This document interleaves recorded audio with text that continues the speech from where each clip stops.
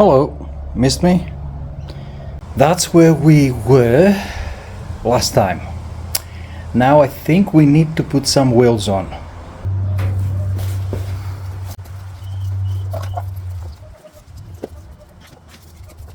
And this is why you have to keep everything in an axle all together, the same way they go on both sides, so you know how to put them back in. Otherwise you have to refer to the service manual or to your experience, which mine is not as big. Let's put these on the wheel now.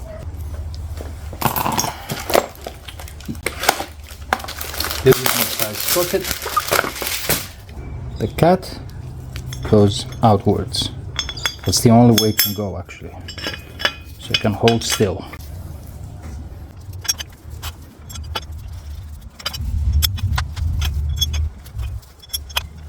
But before we put anything in place, let's put that into the housing of the sprocket. So the bearing seems to be 60. I'll put a 59 spacer to push it all the way down. And I'm going to put some, so I won't have to pump it all the way.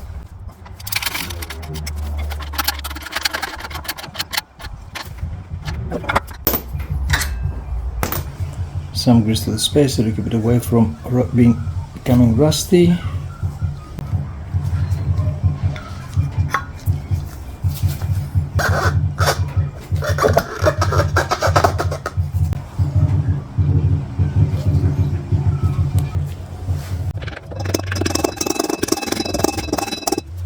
Perfect.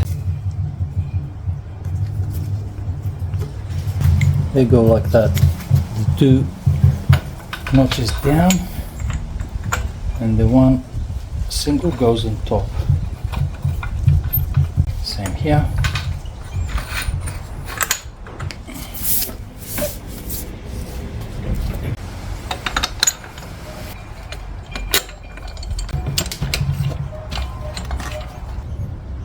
Like this, and that like this.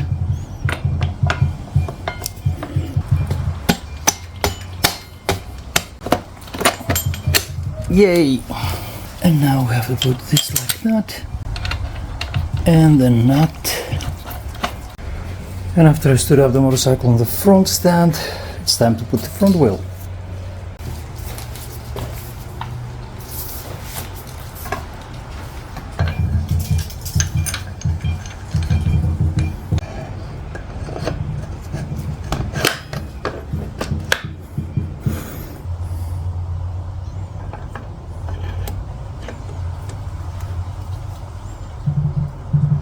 This one goes right there.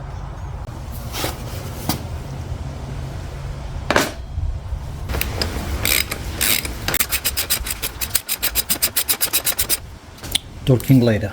You can see I put the handlebars, which I haven't before.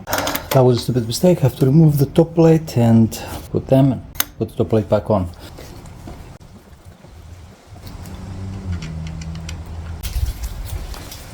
And after we put them in place, 25 to 40 Newton meters. You know me way too well, I'll go with 40.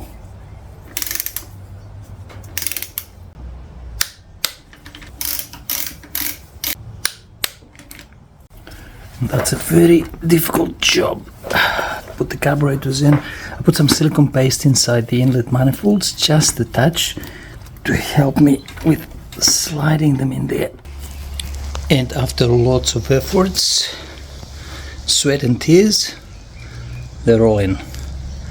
Now let's put the boots from the filter to the carburetors. Now let's put these boots in there. They have to go through here and attach to two left and two right side carburetors. How they go? Like that. See these? They go up because of that opening right there.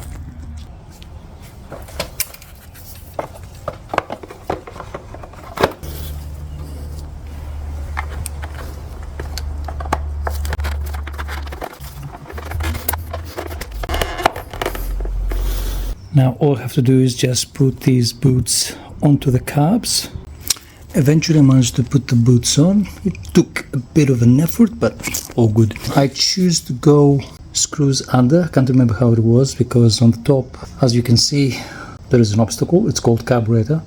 So screws under. You have to manipulate the filter a bit. 1, 2. There we go.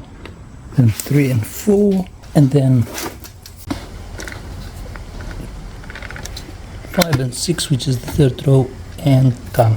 And the bracket is secured by this little thing, and it has a bit of a space to pull it out when you need to.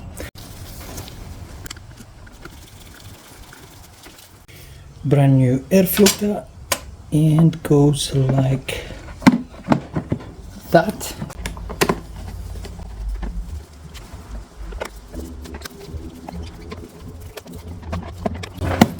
All done with this. Let's go for the next.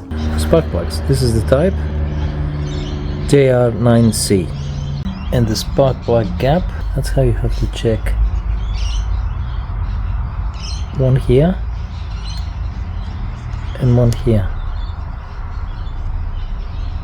0.6, 0.7 millimeters. This is 0.61, so I'm good with that. Another good thing that I like to put on the spark plugs is the copper grease. Not too much, just good enough to go all around the threads, so the threads won't seize in there.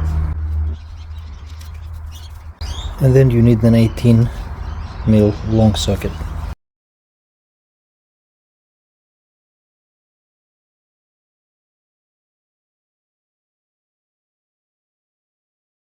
And since we have the spark plugs, let's put the ignition coils 1 and 4. Where they go, 1 and 2. The spacer goes underneath.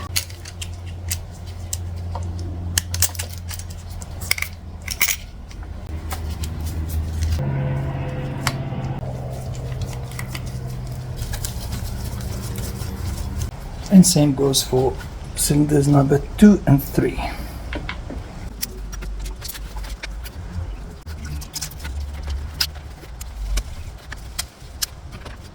Sweet! All we have to do is push everything back in place.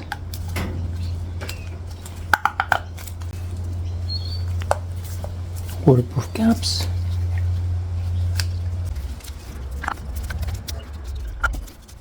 And a few people ask me where that tube, what that tube is connected with.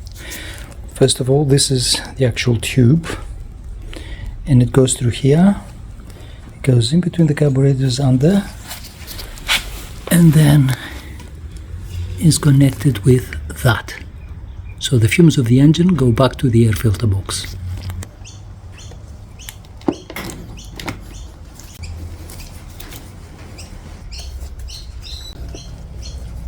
And back in place. And Suzuki suggests that the throttle cable will go through here, and in between the forks, the fork and the frame, and stays that way. Front sprocket. The good one, the one with the rubber, which minimizes the noise from the chain. The original teeth, which is 15. Then a new washer. And a new nut for the sprocket.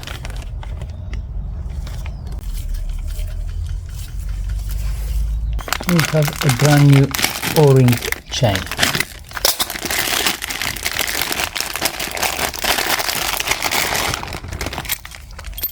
And to get in here,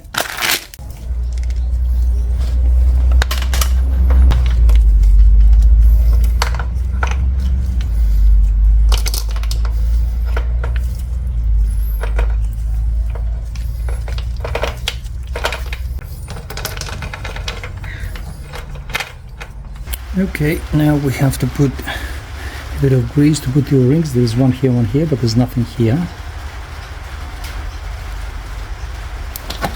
Oops, some grease in the axle. and a ring on this side, a ring on the other.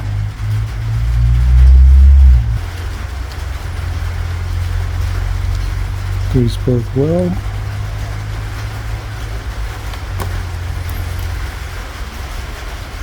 Too much maybe, but it doesn't matter.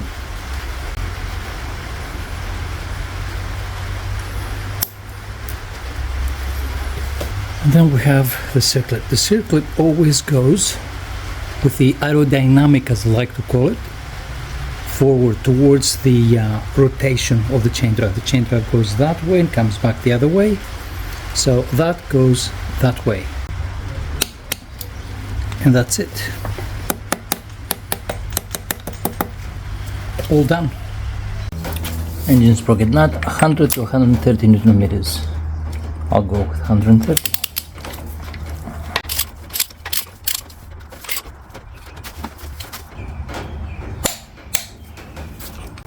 And the extra security. Not too tight, easy to snap. So it's 85 to 115 Newton meters. I'll go with 115, of course.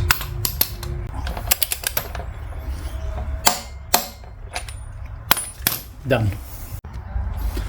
And it's exactly the same for the front axle, 85 to 115.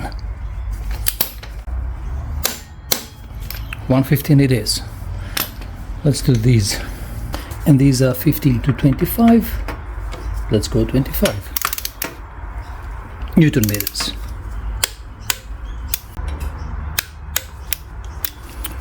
All done.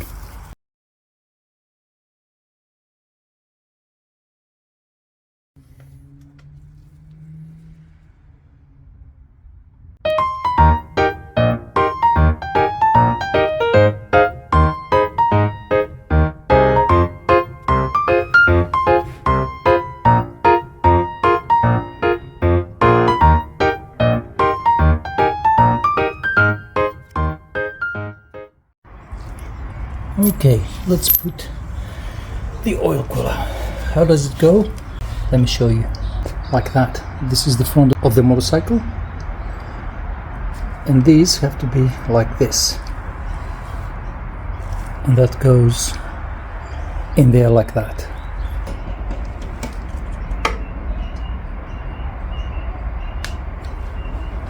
And we have the two mounting bolts at the top.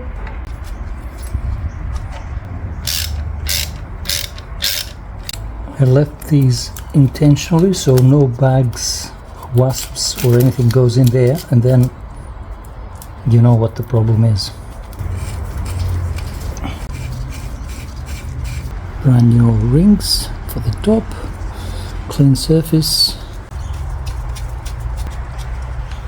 Same with the other side, and let's tighten it up. And then I thought of something. No oil in the engine. At some point I'm going to put the oil filter and the oil, but this is empty. So what's going to happen for the very first probably 15-20 seconds until this one fills up? It's quite the amount, and then goes to the engine. So I'm thinking maybe I should fill up this with oil now before I tighten that one, and that's what I'm going to do. It's a good idea to see how much that thing takes in there. Have half a liter good quality mineral oil. Let's see.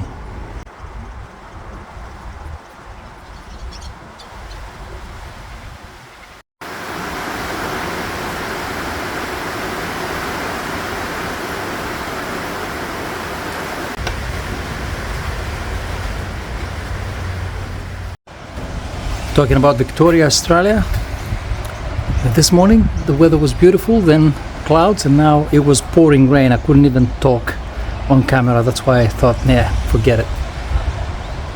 Beautiful Victoria, huh? Welcome to Australia for the summer. Brand new brake pads, rear and front later on.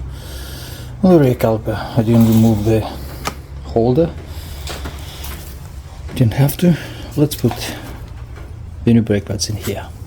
A bit of copper grease.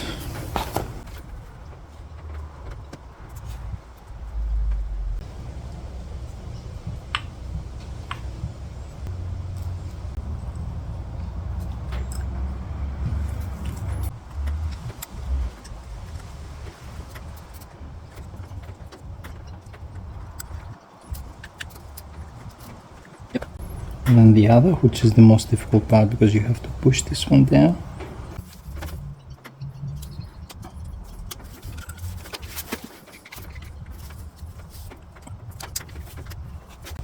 Now the other end is a bearing, which is a good idea to put some grease now, which I did, to make it be more steady. Not much movement here, it's just for the suspension. So this one has to receive the caliper. We open up the brake pads, fit them into the disc.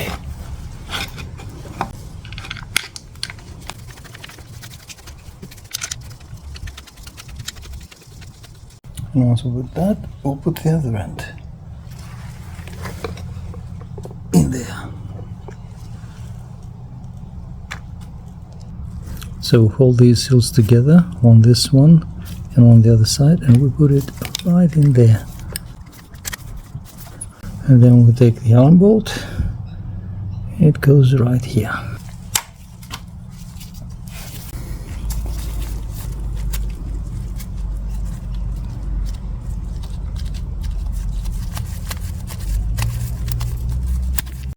(17 to 28 Newton meters). I'll go with 28. Just there.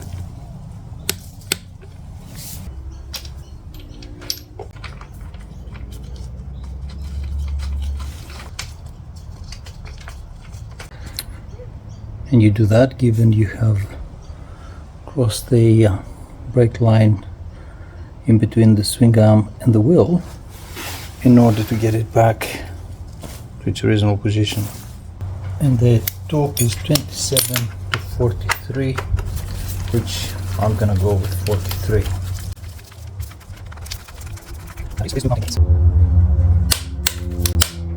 And 43. Okay, you get the grip. That's where you have to put the cable.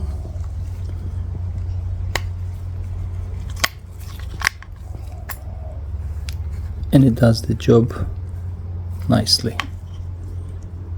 That goes on top. And let's put the whole thing in here. Do not forget to apply some silicone paste here. You can put other lubricants like Vaseline, anything really that doesn't hit rubber, because grease will destroy plastic and rubber. So I always use silicone paste or Vaseline.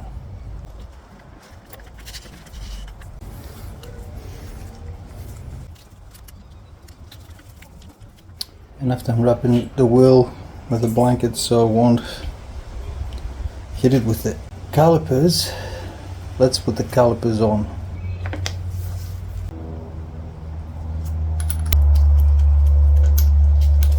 Now when we're mounting the front master cylinder on, there is some detail I want to show you.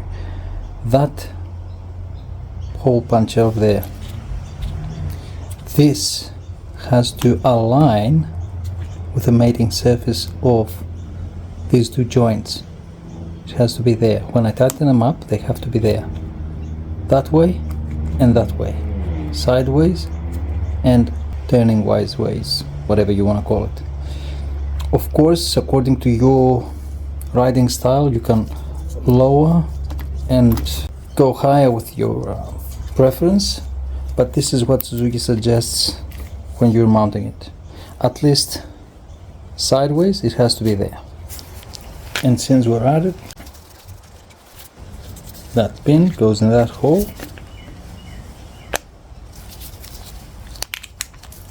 And the little bolt goes in here.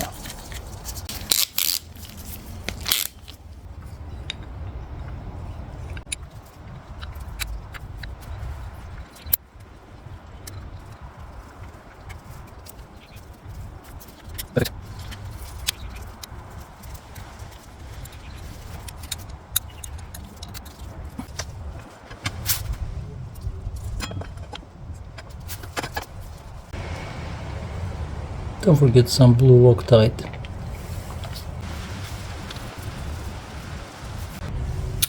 (28 to 44 Newton meters). 44 for me.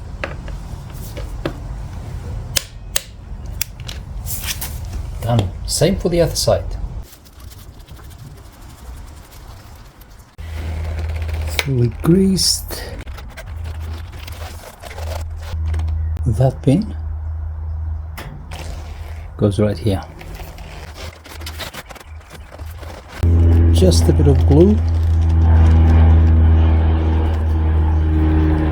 After you clean both surfaces, the handle and the grip, and then all the way in. Oh, it took me a while.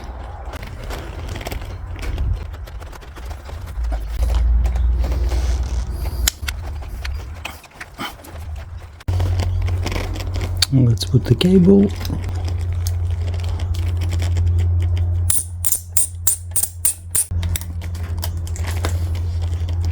That is something to be adjusted later. This plate looks ugly. Well, let's make it better.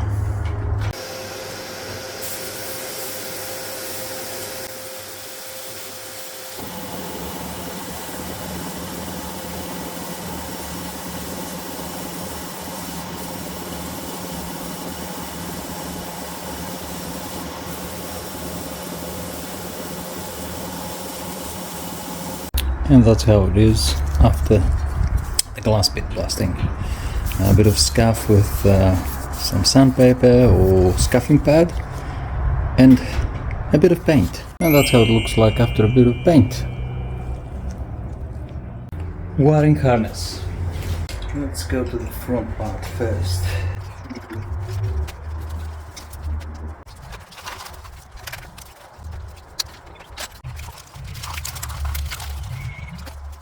It's a good idea now to put a bit of dielectric grease in all connectors. Just a little, just a touch.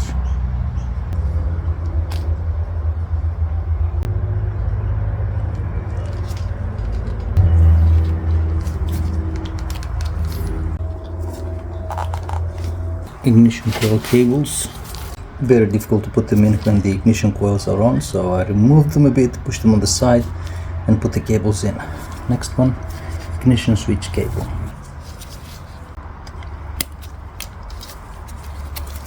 And that goes back there.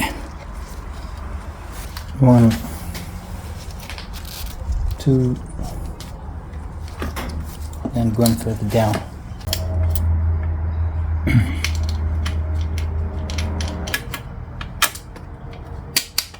Rear brake stop switch. Right there.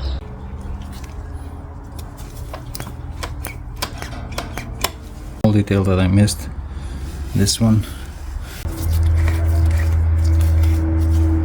This is how it is, the return spring.